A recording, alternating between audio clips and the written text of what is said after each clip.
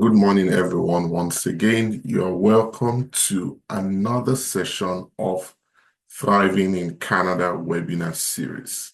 And the whole idea of this webinar is to connect as many people, especially new immigrants, with the information that will empower you to thrive in Canada. So if there is any particular topic you are looking to learn more about, please feel free to send in suggestions. You can send me a text on any of my social media platforms or on WhatsApp or by email. So if there's any topic you're particular about, you can do that. So I'll just introduce myself quickly. My name is Dotun Afuda. I am an insurance advisor based in Ottawa, Ontario. And what I do basically is I help people build financial security for themselves and their family. I believe building a financially secured family is possible at whatever income level you are in. So it doesn't matter your level of income, you can be financially secured. And I'm also a big believer in the power of information to transform lives. And that is why I started hosting the Thriving in Canada webinar series, because I believe if people can have access to information at the right information at the right time, it will help them be the best they can be in their lives. So today, our topic is fairly simple. Master your credits, the ultimate guide to using credit cards wisely in Canada. And this is a topic a lot of people have requested for. And the reason is simple. For many immigrants, the first time they ever have access to anything called a credit card is when they arrive here in Canada or in the West generally. And coming from a society where there's not a lot of knowledge about credit because credit is not constantly being used, people often fall into the trap of misusing their credit cards, right? And that is why it is important to understand how to properly use your credit card, because for most people who have problems with their credit score, the culprit is always how they have used their credit card. And even for people living here in Canada, these are things that are not taught in schools. There's no curriculum for how to properly use credit here in Canada. So everybody is basically just winging it. And it is important to get the information before you fall into the trap. It's important to get that information. And that is what we are going to be looking at today. Master your credit, the ultimate guide to using credit cards wisely in Canada.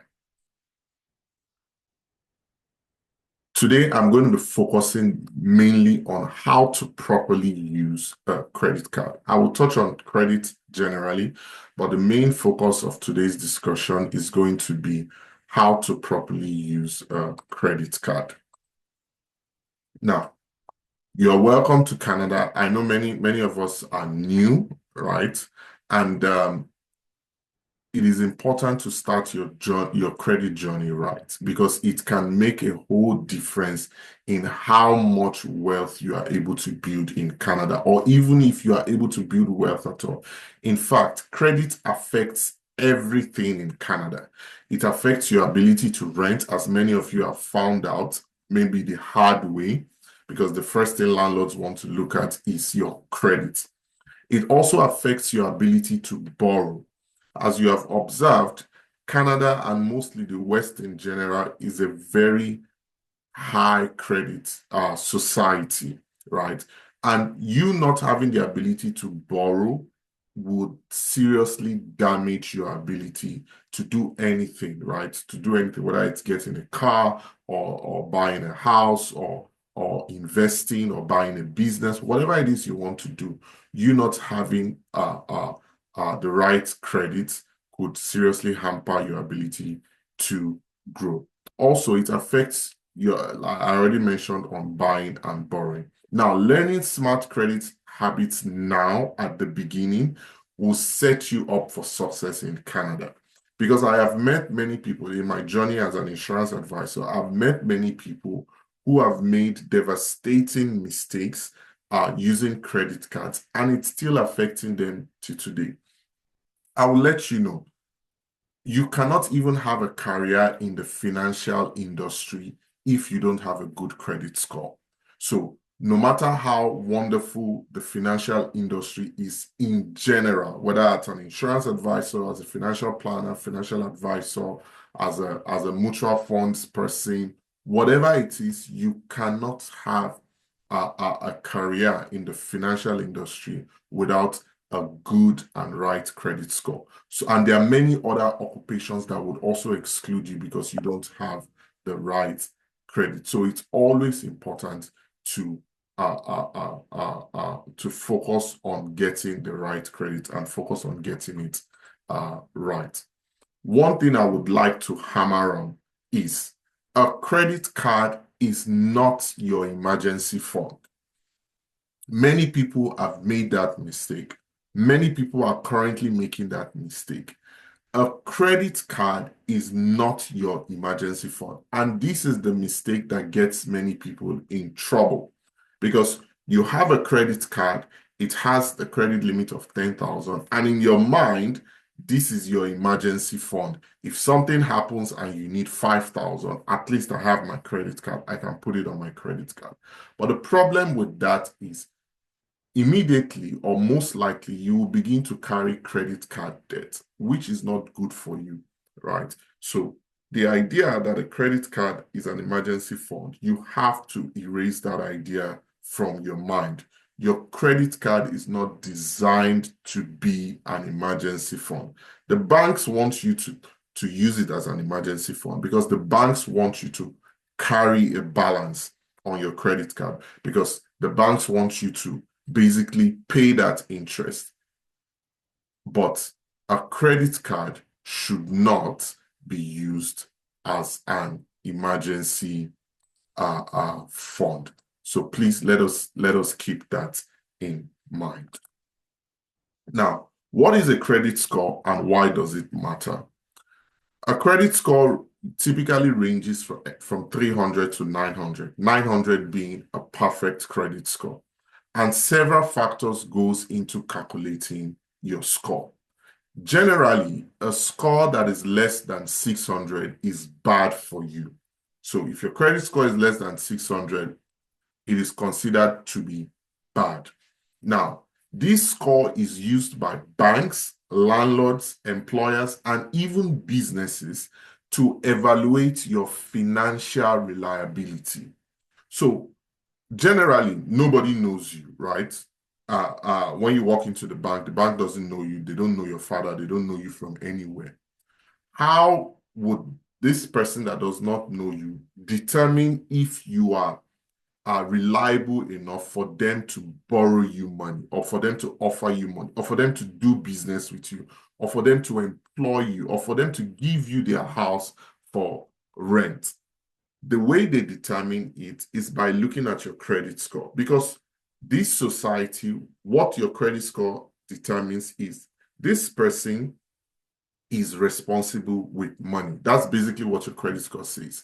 You are responsible with money, and when you borrow money, you usually pay back in time, right? So that is what evaluates your financial reliability. Now, if you don't have a credit score or your credit score is not good enough, the assumption naturally from these people is that this person is not reliable with money, or this person, there is no way I can tell if this person is reliable with money. So I won't bother, taking that risk with this person. So that is why your credit score matters. I know there are people who have other school of thought that, oh, never take on debt, you don't need a credit score, you can pay for everything cash.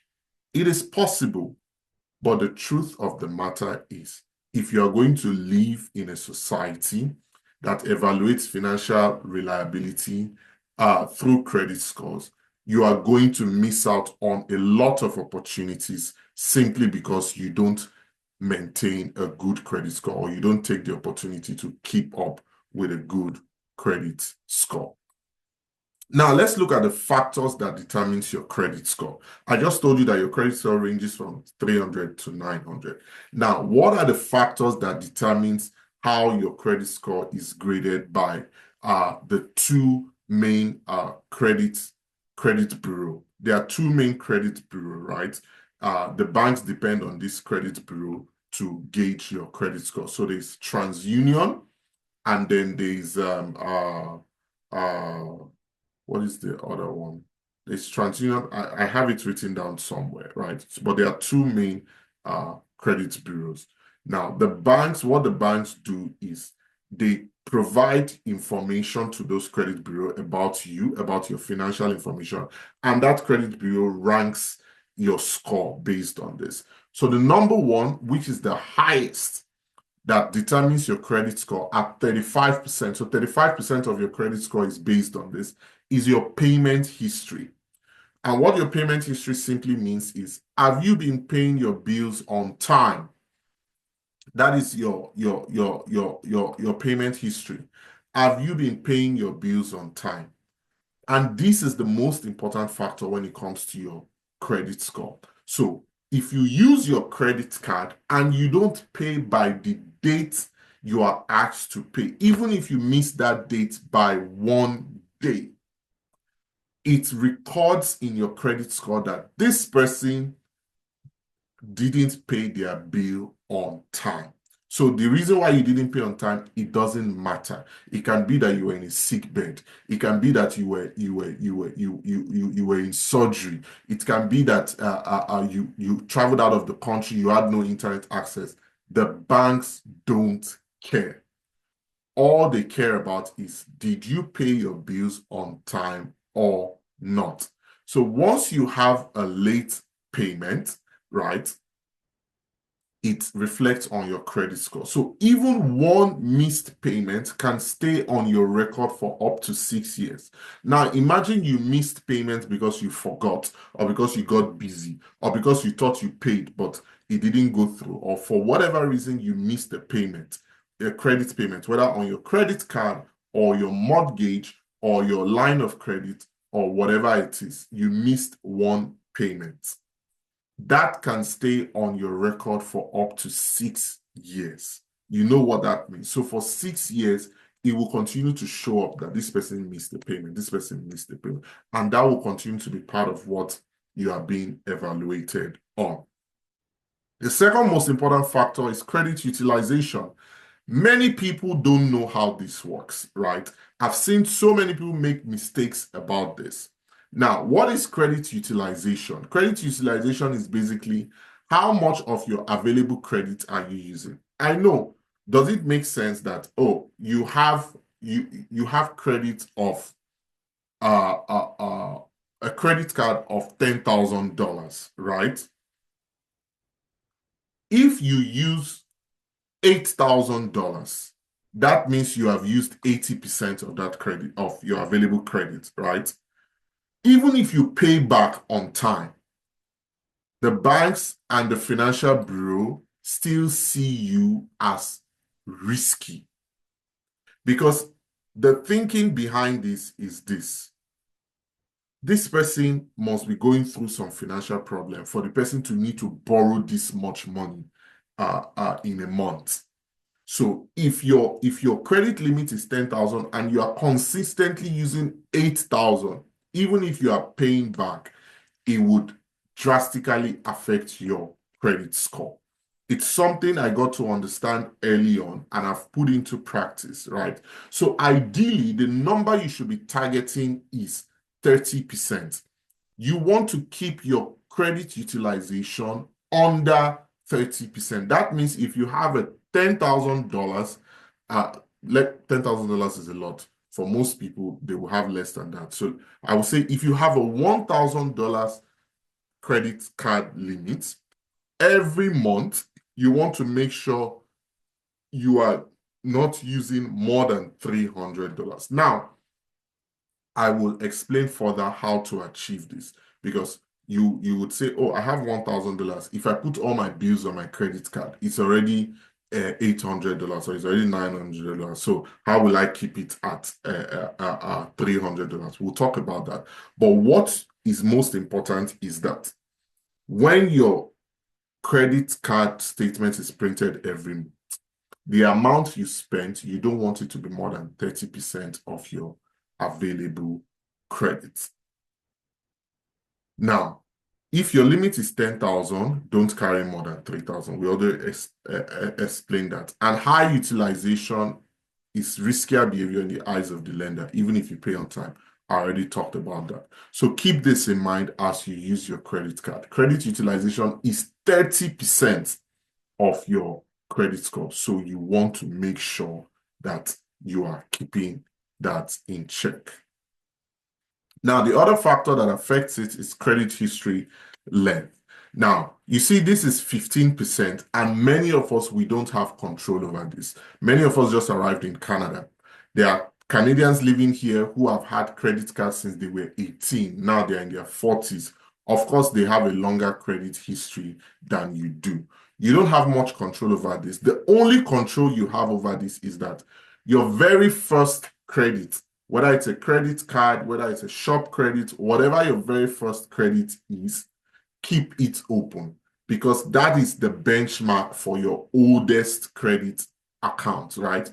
So the longer your credit history, the better for you. Now, you don't want to close a credit account simply because you are not using it again, right? You don't want to close a credit account simply because you are not using it again.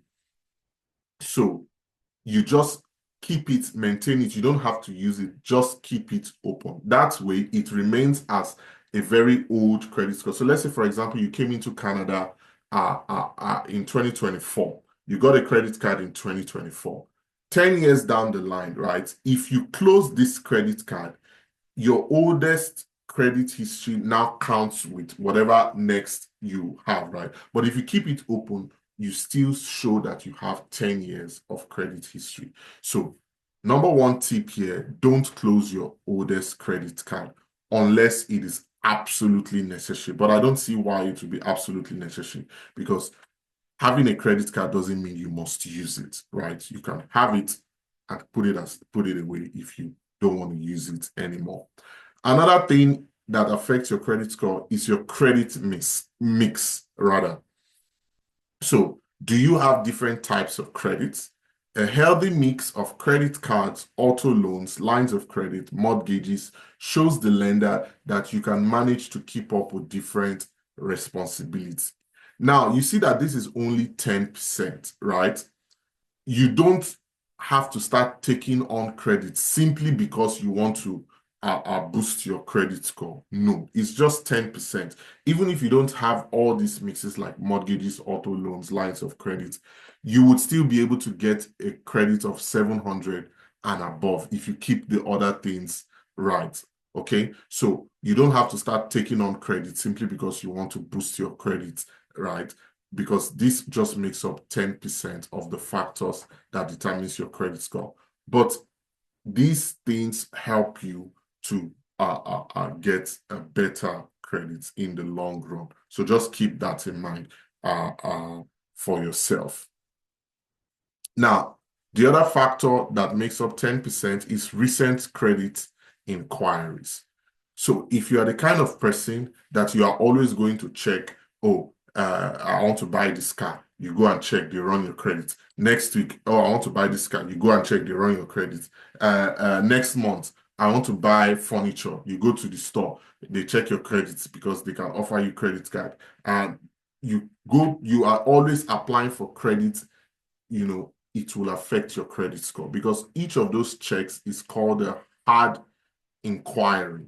Even if it's Walmart, right? I know Walmart offers a store credit card, right? Even if it's Walmart or Rogers or any of these companies, you get a lot of offers. There are many emails you will get. Oh, you qualify for this credit. Oh, you qualify for that credit. Oh, you just go and buy furniture and the store is telling you, oh, you can qualify for credit up to this. All these things require a hard inquiry on your credit report, which will impact your credit score. So you have to keep that in mind. But if you are checking your own credit score, it's called a soft inquiry. So you don't have to worry about that because it doesn't impact your credit score. Now, if you are shopping for a car, right, what I would advise you is know your credit score in mind, right? Or better still, print your credit score. So when you go to the car manufacturer, say, give me the price of the car and the payment plan based on this credit score.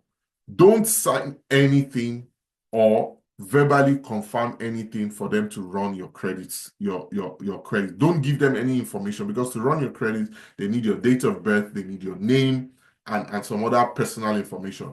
Do not give out this information to run your credit. Rather, tell them that based on this credit score, you can see how much interest rate will it be, what would the payment plan be like. They can provide you this information without running your credit score. So make sure you show them. Make sure you show them that you understand the fact that them running your credit affects your credit score. You are looking for information and you can provide them with what your credit score is and even a copy of your credit report if they want to see what you would qualify for. Now, bonus and other consideration. Things like bankruptcies, consumer proposals, debt settlements can have long-lasting negative impact on your credit score. Now, what do I mean by debt settlements? Let's imagine you found yourself, you entered a credit debt of like 20,000, 30,000. You are drowning in credit card debt. The interest rate is piling up. Now, you used a debt settlement service to pay off this credit card. So debt settlement service, you go to another company, the company gives you money to pay off your credit card so that you can then pay them off at a lower interest rate. Be aware that this affects your credit score. It has a long-lasting impact on your credit score. Also, errors on your credit report can hurt your credit score. And this is why it's important to always check your credit. Check your credit score, check your credit report for accuracy. Make sure that everything that is reported is accurate. When somebody ran your credit, did a hard inquiry on you, make sure it was a place you gave approval to. Because if it's not, you can call the credit bureau to have it removed from your report. If somebody opened a credit in your name that you didn't approve, this is where you will find out. So it's important. I know many of us here, you will not have real-time alerts on your credit report, but it is highly important. Cases of identity theft is increasing and increasing fast. The information people need to piece together to open a bank account, open credit cards, open store credits in your name is very, very little. So you want to make sure that anything like identity theft, errors on your credit, you catch it immediately. So please, please, and please don't leave your credit report and assume there's a government agency taking care of it or the police is taking care of it. It's your responsibility to continue to check for accuracy on your credit reports. Now, let's look at what should you pay attention to about your credit cards. So, when it comes to credit card, these are the things you need to pay attention to. The first one is your credit limit. Your credit limit is the maximum you can borrow or spend on your credit card. Now, I know many of us will have multiple credit cards because you have multiple bank accounts. CIBC offers you a credit card. Scotia offers you a credit card. TD offers you a credit card. Each credit card has its own credit limit, right? Now, the total of these credit cards increases your credit limit, your total credit limit. So I'll give you an example. And this is another way to keep your utilization low. Let's assume I have a $1,000 credit card from CIBC, and I have a 4,000 credit card from Scotia, and I have a 1,000 credit card from TD. Altogether, I have $6,000 in credit limit. Now, even if I max out the $1,000 of my math is not very good, but if I max out the $1,000 of CIBC, that means I've spent $1,000 out of $6,000, right? Now, my math is not very good, but that doesn't get the good part is it's not 100%, right? You have not used 100% of your credit limit. Rather, you have used whatever percentage 1,000 is of 6,000. So that is one way to make sure you are staying within your credit limit by having multiple credit cards. Now, having multiple credit cards is also dangerous if you know you are the kind of person that you spend easily. Maybe having, okay, so the credit limit is one thing you should pay attention to. What is your maximum you can borrow or spend on your credit card? The number two thing is your statement date. Your statement date does not change. So the first time you get your credit card, it runs, you spend, and then your statement date is the day your statement for the previous month's transaction is printed. That is when it will be available for you to check on your banking app or when you go on your bank website. Now, once that date, for example, if your statement date is 21st of April, it will always be 21st of every month. It does not change. So keep that in mind. Your statement date does not change. Once you know your statement date, you know that your statement date is the same every month. And that is the day that the statement for the previous month's transaction is printed. The other thing you want to pay attention to is amount due. So the amount due is how much you are owing from the previous month. This is what determines your credit utilization. So remember I said your statement date is the day the previous month's transactions is printed, right? So any transaction after that statement date does not count towards that month anymore. It counts towards the next month. Now, your amount due is how much you are owing from last month. So when your statement is printed, one of the first lines you will see is amount due. I will show you an example in the next slide. So your amount due is how much you are owing from the previous month. And this is what determines your credit utilization. So if that amount is more than 30% of your credit limit, then you know you are putting your credit card in trouble.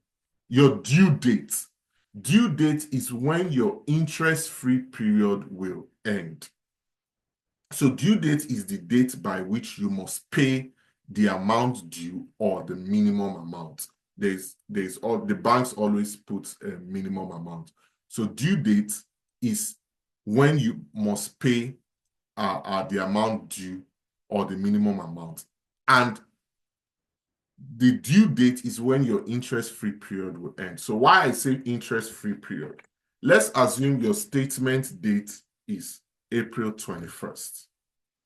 Usually your due date, you will notice that your due date will be May 10 or May 11. So from April 21st to May 11, you have that time to pay off the amount you have spent or borrowed. During that time, there is no interest. No interest is calculated. But after then interest would start running on the amount you are owing, right? So that is your due date. Now, minimum payment is the minimum amount you have to pay by your due date. Now, for example, you have a $1,000 credit card. you have used. In fact, I will show you the example here, right? So this is an example of credit card statements. You see the statement date here is March 21st. I told you this statement date does not change. It always remains the same. Let me just pick a pen. So this statement date does not change. So it's March 21st, it will be April 21st, it will be May 21st, it will be June 21st, and like that. So 21st of every month. Now, if you come here, it tells you amount due. So this is how much you spent in the last month, right? So in the month counting from February 21 to March 21, this is how much you have spent, right? And then let's see which other information we can get here. So your statement will also carry your credit limits. Credit limit on this credit card is 16,000. You see the available credit. Available credit is 16,000 minus whatever amount you have spent is what is now available on it. Now, your credit statement will also carry your interest rate. So you see, this is the interest rate you will be paying if you don't pay off your balance, right? So you see 20.99% on regular purchases, and if you took cash advances, you'll be paying 22.99% on cash advances, right? So these are the important information that comes from your statement. You see the statement period. The statement period is from February 22 to March 21. So if you look at so it calculates the transactions from February 22 to March 21. So you see that after March 21, the next period will be March 22 to April 21. Now, you will also find this information in your banking app when you click on your credit card. You see the credit limit is here. The available credit is here. The amount due, you can see the amount due. That is how much you are owing, right, from the previous month. The due date, the interest-free period. So let's assume this, look at this statement date is April 21st. Between April 21st and May 12th, that is the interest-free period. So what this means is that this person must pay off. If this person doesn't want to pay any interest, this person must pay off. Please, 1 minute. I'm also doing IG Live, but it seems people can't hear me.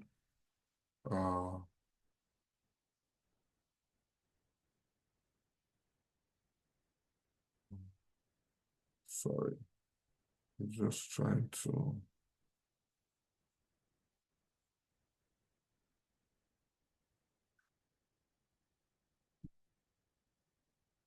There's something wrong on IG, so people can hear me.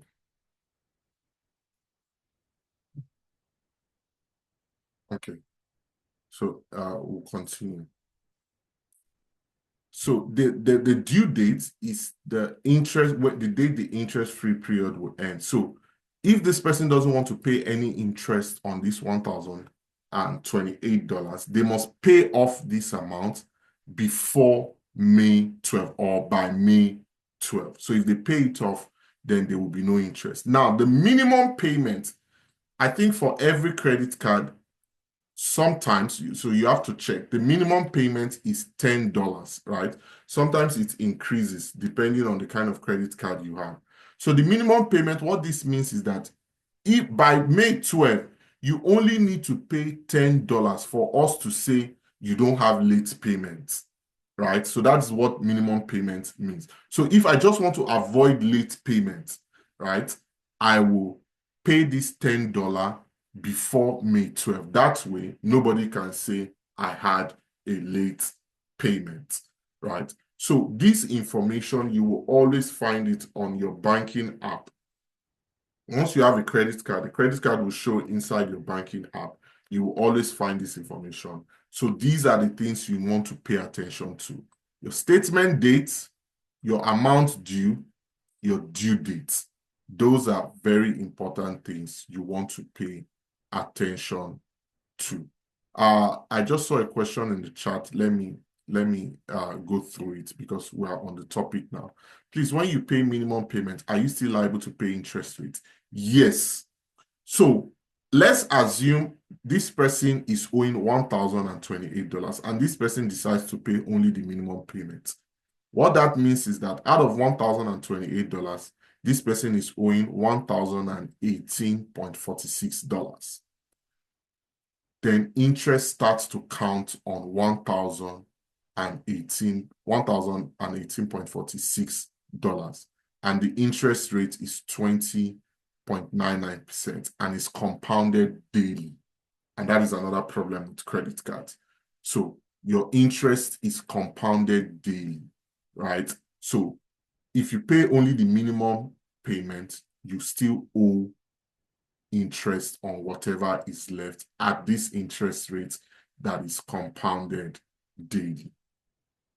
So that's basically what that is about. Now, how to properly, all these annotations I've made, I'm not sure how to remove them, but no problem. How to properly use a credit card to maximize your credit score. Number one, always pay on time. Never have a late payment. You don't want to have a late payment for any reason at all. So always pay on time. A late payment hurts your credit score and can remain on your report for a long time. So in order to avoid late payment, if you are having financial difficulties and you cannot afford to pay your credit card, at least pay the minimum amount by the due date. That way you avoid late payment. In order to avoid late payment also, you can set reminders or use auto pay. So you can set up auto pay on your banking app to pay off a certain amount of your credit card automatically on a particular day, right? So that you don't ever have to do late payments.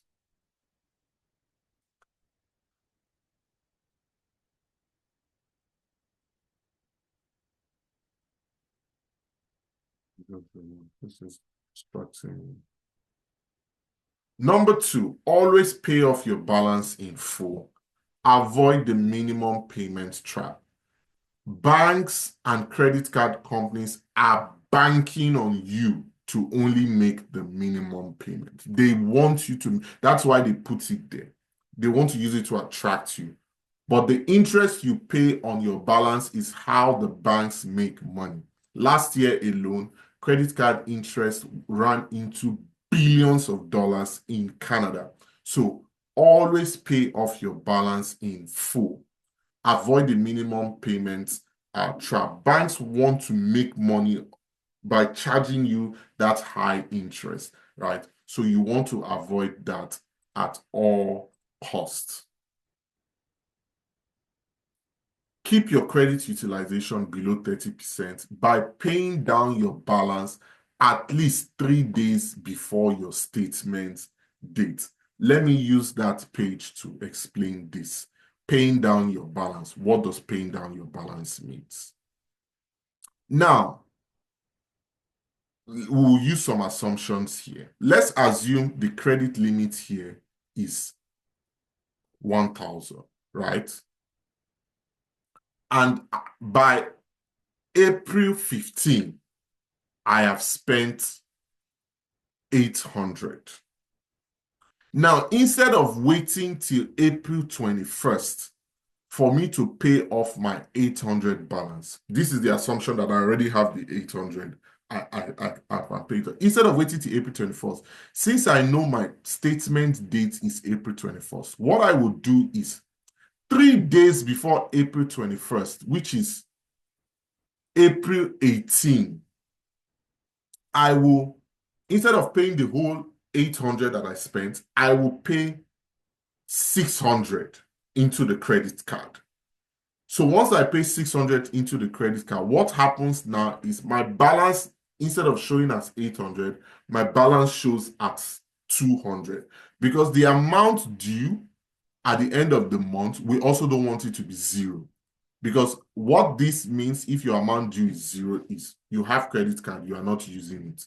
You are afraid to use it, right? So you don't want your amount due to be zero. So I pay the 600 and it brings down my my amount due to 200. By April 21st, when they print my statement, the amount due here will be 200, which is 20% of 1,000. That way, I bring my utilization down. So that is a way to use your credit card, right? And still not overuse your credit utilization by paying down your amount due before 3 days before your statement date, so that by the time your statement is captured and sent to the credit bureau, it shows that you only used 200, even though in actual sense you have used like 800 or even 900 that month. So that's how to keep your credit utilization low. Now, also, don't spend money on your credit card except you have the cash to pay for it. This is the trap many people get into. You use your credit card even when, and that is why I told you before that your credit card is not an emergency fund. You use your credit card even when you have no ability to pay it off. And that is where credit card debt comes from. That is where paying high interest comes from. That is where people get to the point where they can't keep up with payments anymore and they have a missed payment. Make this your number one rule. Whatever I don't have cash to pay for, I will not put on my credit card. Once you can make that a rule, right, you would avoid any problems with your credit card. So it's good to use your credit card. Your credit card helps you to build your credit score fast. Your credit card also protects your finances, right? Because if you use your credit card and let's say somebody steals your credit card and they go and spend money on your credit card, before that money gets to the seller, you can block the payment or call your bank to say, I'm not the one who spent this money. Your bank will put a hold on that payment, right? But you cannot do this with your debit card. If a person spends money out of your debit card, it's coming straight out of your bank account. So it's good to use your credit card to protect your finances, right? But don't spend money on your credit card if you don't have the cash to pay for it, because that is how you get into credit card debts. The next one is avoid too many credit applications, right? Too many applications for credit within a short period of time. I already touched on this. It always happens when you are shopping to buy a car, or you are shopping, you're shopping to buy a house, but you are going to different lenders for mortgage. Each lender is running your credit to check how much you qualify for mortgage. You have to be careful with that, right?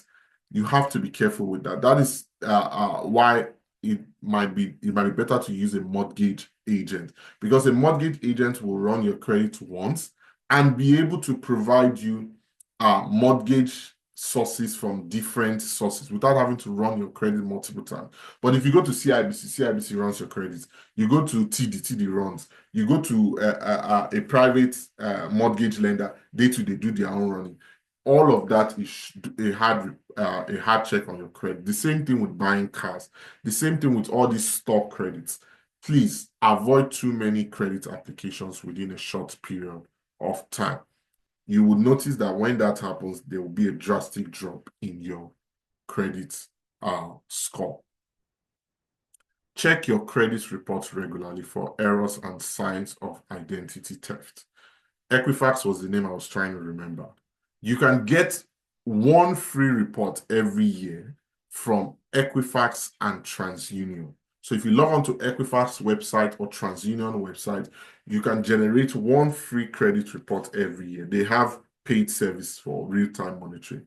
But I use these two apps, Credit Karma and Borrowwell, for real-time monitoring of my credit report for free, right?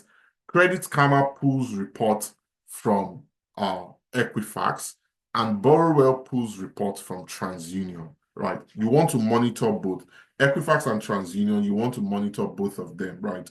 Don't just monitor one of them. You want to monitor both of them to make sure they are accurate. They are both reporting the same thing, right? Because if TransUnion is reporting one thing and Equifax is reporting one thing, you want to find out which one is wrong and you want to correct it immediately. So you can use Credit Karma. If you go to any of your app stores, type in Credit Karma or Borrowwell, you'll be able to register.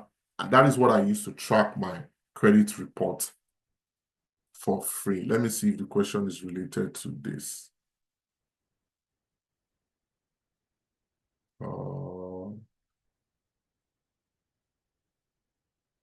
So the credit score in your bank app, if you notice, your bank app just shows your credit score. It doesn't show you how many credits you have, how many accounts you have, it doesn't show you any of that information. It just shows you your credit score, right? But when we talk about credit reports, you want to see which account was a new account opened in my name.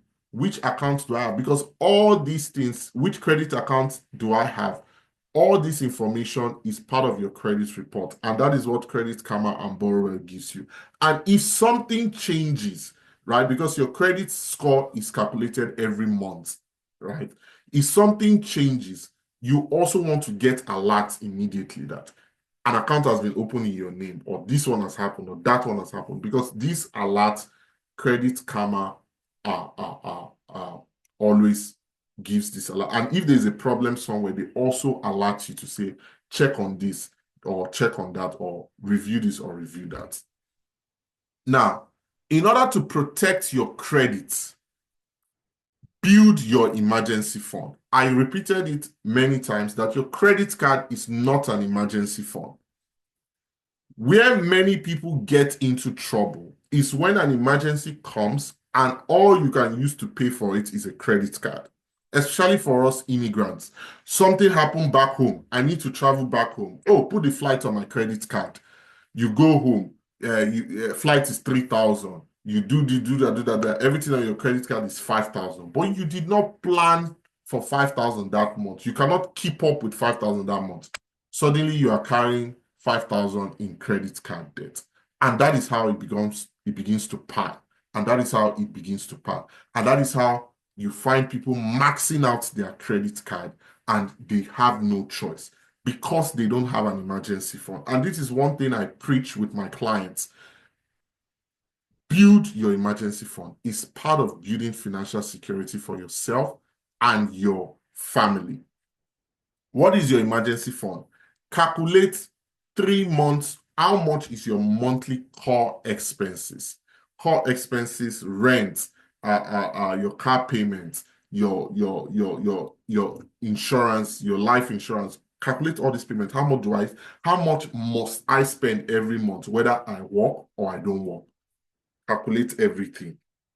How much is it in a month? Now, your first savings target, before you start investing, before you start saying that you want to do investment, you want to do this, your first savings target is to save up three times this amount, right? And then you know that, okay, I have 3 months of emergency fund put aside. This is not money to borrow somebody. This is not money to use to solve other people's problem. This is not money to use to invest. This is not money to buy house. This is money to protect you in times of emergency. So build your emergency fund, have it sit in a high interest savings account so you're not losing money to inflation, and then use it for emergencies. What is an emergency? Sickness. Somebody is sick. You need to pay something out of pocket. You use it. You had an accident. You need to take your car to the mechanic to fix it. $1,000, $2,000 out of pocket, you do it. Somebody is sick back home. You need to send money home urgently. You use it. Or something happened back home. You need to travel back home urgently. You buy ticket. These are emergencies. This way, it protects you from maxing out credit cards or spending on credit cards in a way that you cannot pay back. And then you start carrying interest. This society punishes our financial recklessness. It punishes it seriously. So you don't want to be at the receiving end of that. Now, again, your credit card is not an emergency fund. Do not use it or do not assume you have an emergency fund because you have 10,000 in credit card or 16,000 in credit card. Your credit card is not an emergency fund. Now, a recap of our discussion today. Number one, pay your credit balance on time. Always pay off your credit balance on time. Number two, keep credit utilization under 30% to protect your credit score. And number three, always monitor your credit reports. I've given you guys resources, 2 resources that I use to monitor my credit reports in real time. Before I move on, let me just go through the chat to see questions, right? To see if there are any questions that I missed. So I already answered Privat on when you pay minimum payment, are you still liable to pay interest rates? Yes. So if you pay the minimum payment, whatever is left, you will still be paying interest on whatever is left. And take note that the interest is compounded daily. So it increases very fast. So Ayo, that's correct. Late payment does not stop the interest. I don't really understand this question because here, Privat was talking about minimum payments, right? So late payment means you didn't pay on time. That affects your credit seriously, badly, right? And if you are late in paying, it not only affects your credit score because you are late in paying, then your interest starts reading also. So those are 2 different things, late payment and interest on your balance.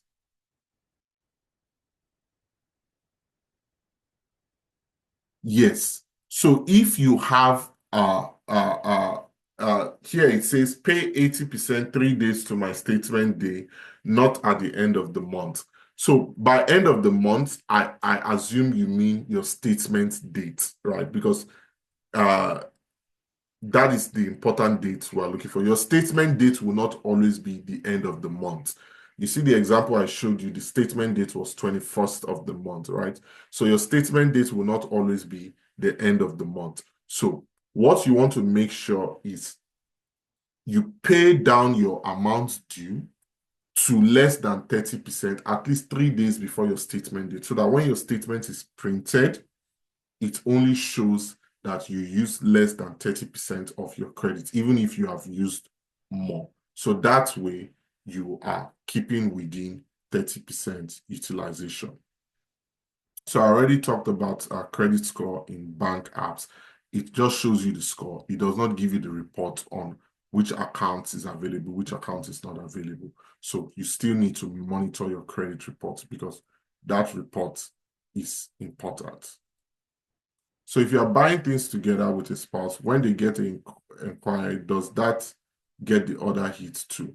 So if, for example, with a house, if you guys are jointly buying a house, right, the bank or the lender would run the credit of both of you.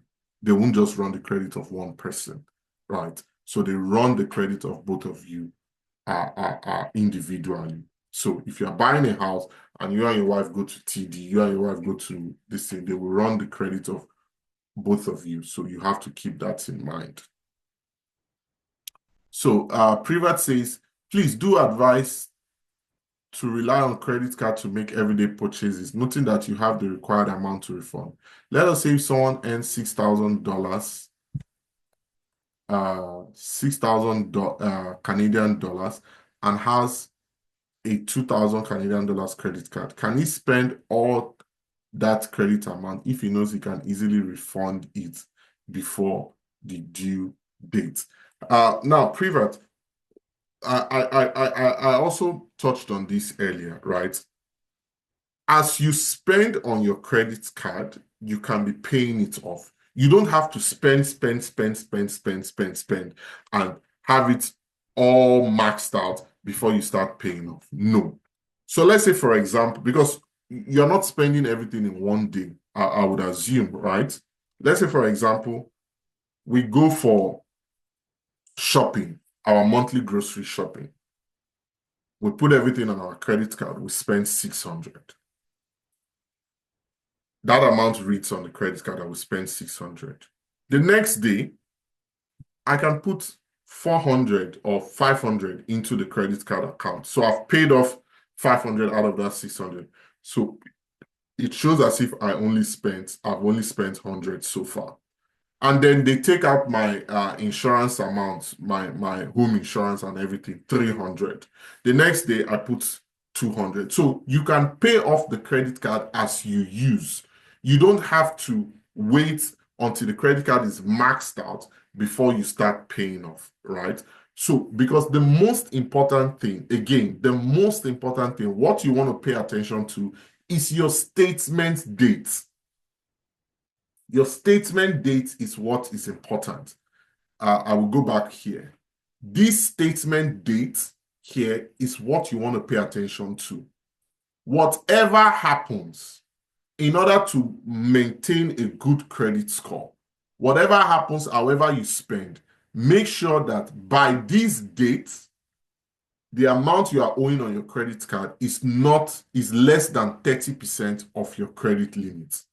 So maybe just make that a rule that whatever happens, however I spend, wherever I go, whatever I do, by this date, the amount due on my credit card, which is what will show here, the amount due usually will come after your statement is printed. But you can also calculate the amount due by subtracting your credit available from your credit limit. So subtracting credit available from credit limit will tell you how much is due or how much will be due in the next statement date, by the next statement date. So what you want to make sure is that no matter what happens, by April 21st, I am not more than 30% of my credit limit, right? That is what will be printed as my amount due. So keep that as a rule and you would have a good credit report every month. Yes, so this is true. Some banks process payments slowly so you can pay and it won't reflect when printing. That is why I said at least 3 days before, right? Usually it takes 24 hours for any, depending on the day, on the time of the day you make a payment into your credit card. It takes 24 hours for it to be posted, usually. But we all know electronics doesn't always go as planned, right?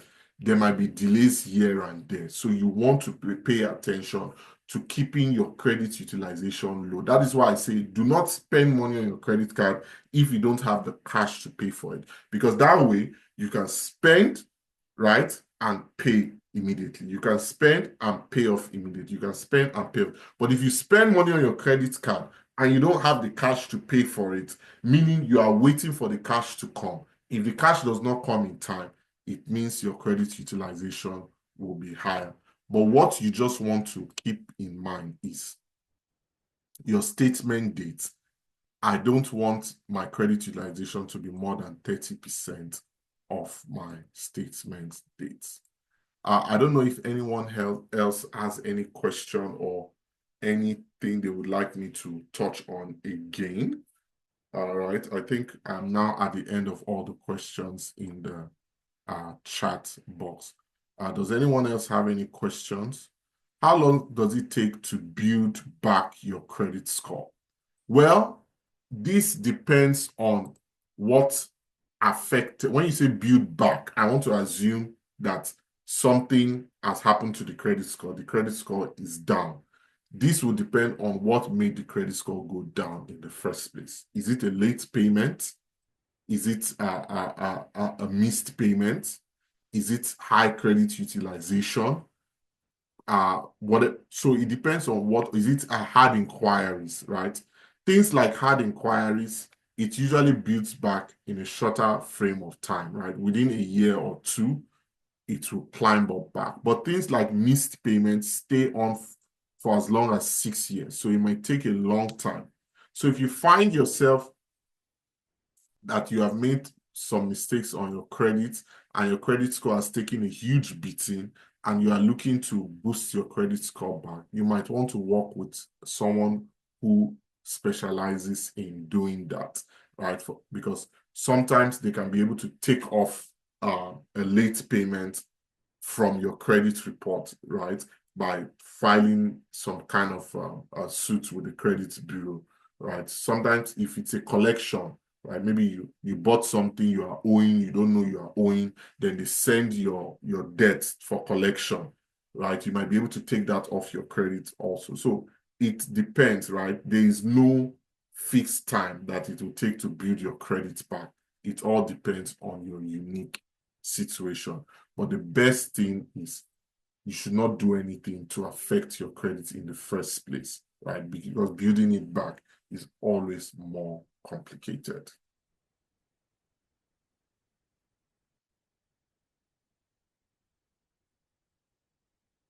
Is there a difference between a credit card issued by TD and Rogers? In terms of usage, in terms of how credit cards work, no difference, right? It's all the same. A credit card is credit card. It doesn't matter who issued it. It can be Walmart, it can be Costco, it can be TD, it can be Rogers. The difference is just in how much yearly fees you pay or how the points, you get points and all those. But in terms of how the credit card work, where you can use the credit card, there is no difference.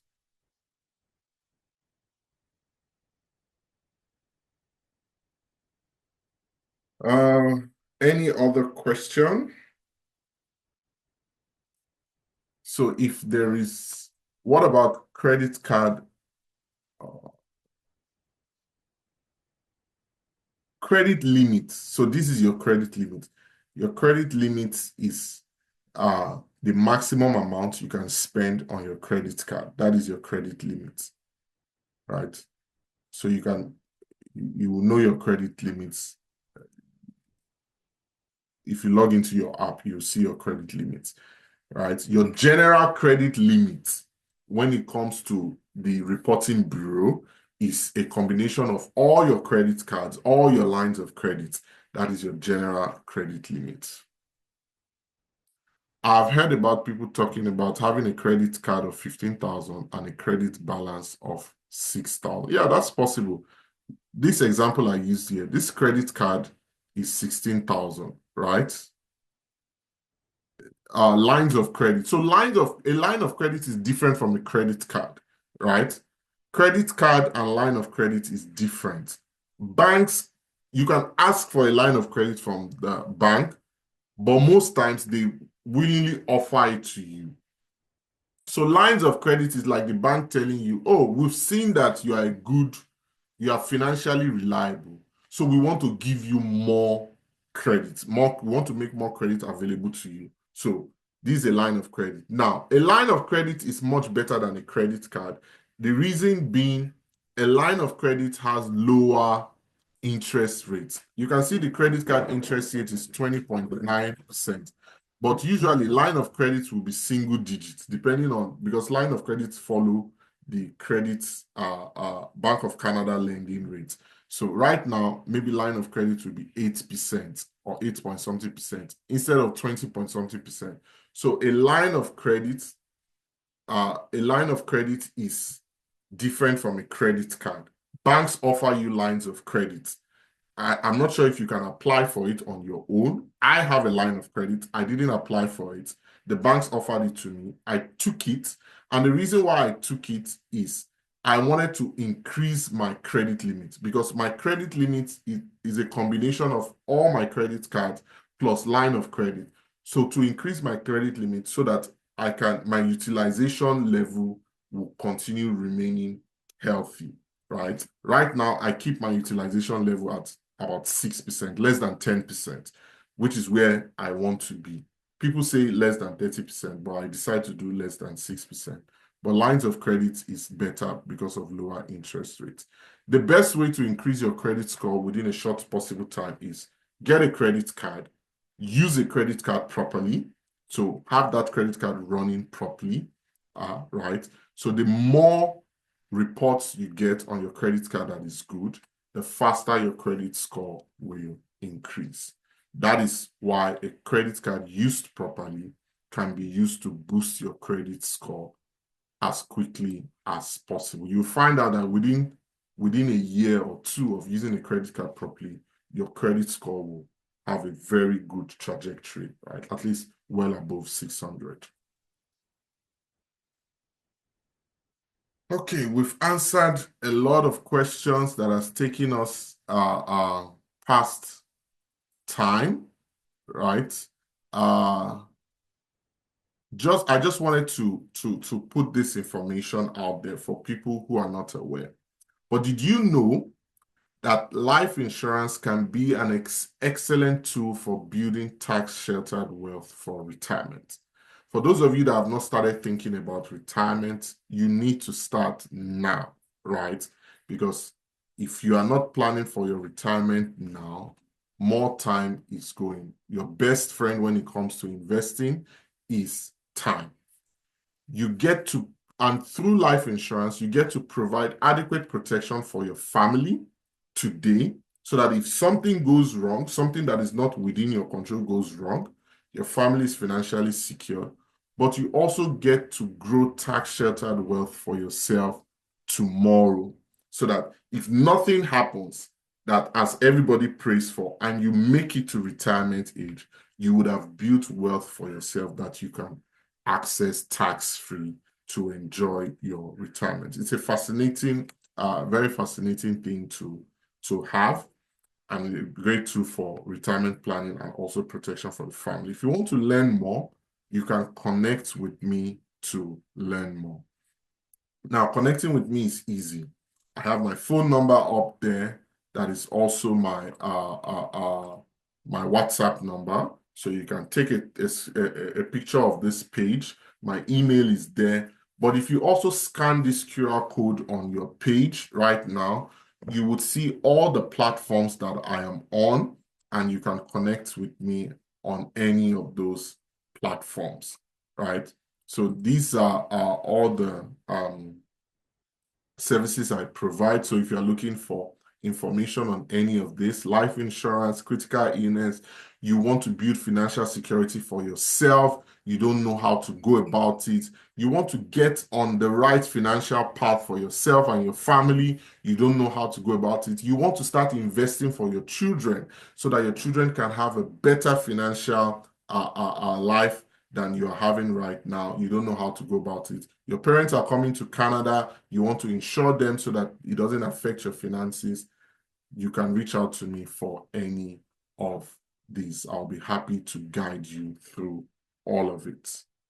I guess we've already done the question part.